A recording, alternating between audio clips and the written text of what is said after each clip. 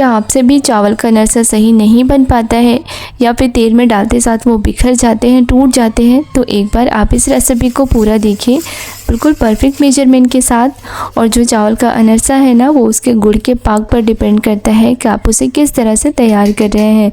तो चलिए आज मैं आपके साथ परफेक्ट चावल का अनरसा बनाने की रेसिपी शेयर कर रही हूँ, जो केवल यूपी, बिहार या फिर महाराष्ट्र की ही फेमस नहीं है। हर घर में कोई ना कोई एक ऐसा होता है जिसे ये बहुत पसंद है।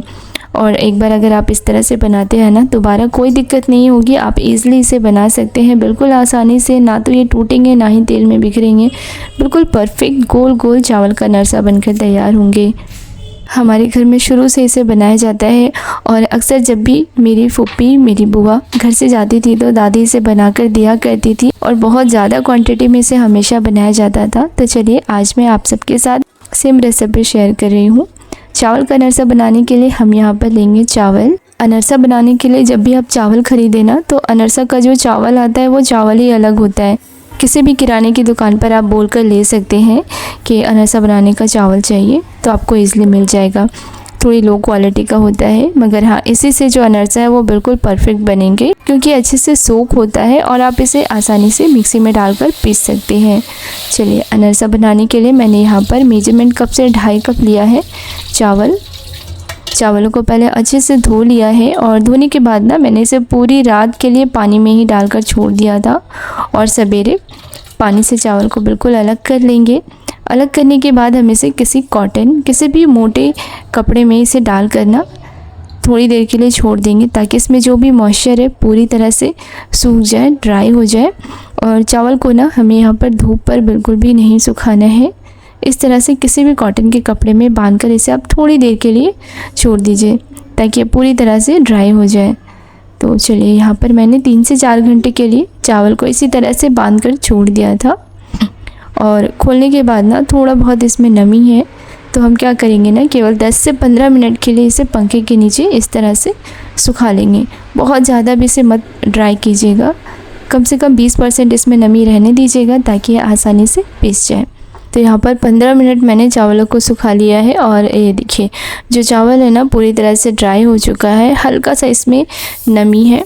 चावलों को डाल देंगे मिक्सी के जार में। अगर ज़्यादा क्वांटिटी में है तो आप थोड़ा थोड़ा करके इसे पीस लीजिएगा।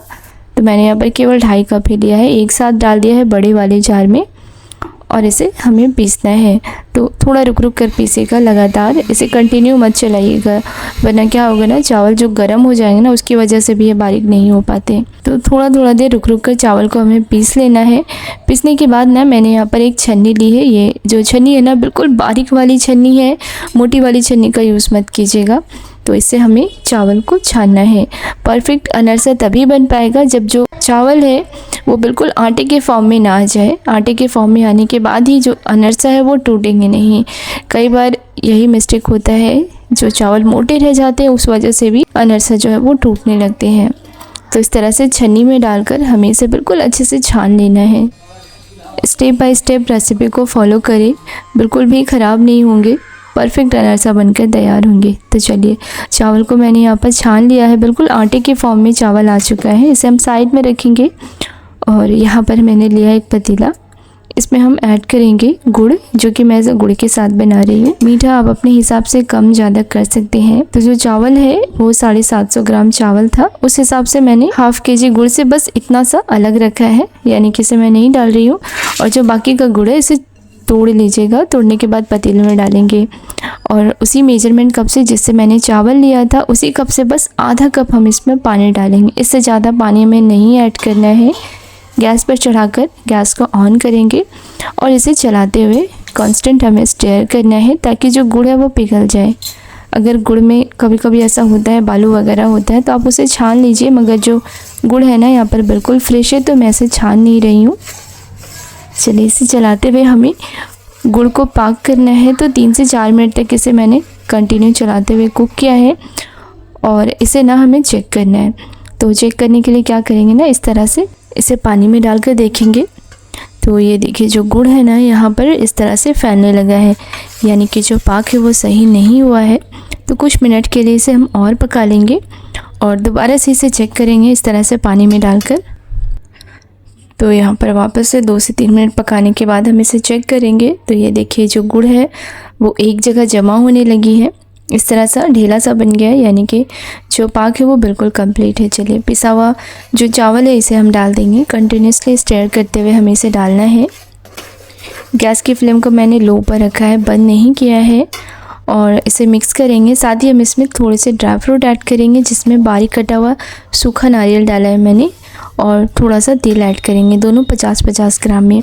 आप अपने पसंद के इसमें कोई भी ड्राई फ्रूट डाल सकते हैं, और जो नारियल है ना सूखा नारियल ही ऐड कीजिएगा, कच्चा मत डालिएगा, क्योंकि अगर आपको इसे लॉन्ग टाइम रखना हो तो आप आसानी से रख सकते हैं।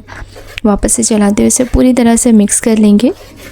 तो जो बैटर है ना यहाँ पे थोड़ा सा आपको गीला लग रहा होगा, मगर कोई दिक्कत नहीं है, इसे थोड़ी देर इसी तरह से रहने दीजिएगा। मतलब 15-20 मिनट के लिए मैंने इसी तरह से छोड़ दिया था, ताकि जो बैटर है वो थोड़ा सा ठंडा हो जाए।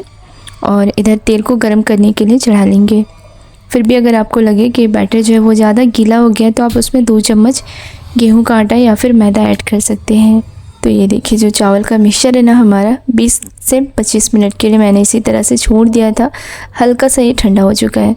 हाथों में तेल लगा लेंगे ताकि ये चिपके ना, और जिस साइज़ का आपको ठेकवा यानी कि अनरसा तैयार करना है उसी साइज़ का पोर्शन लेकर हथेली में घुमाते हुए इसे राउंड शेप दे दीजिएगा।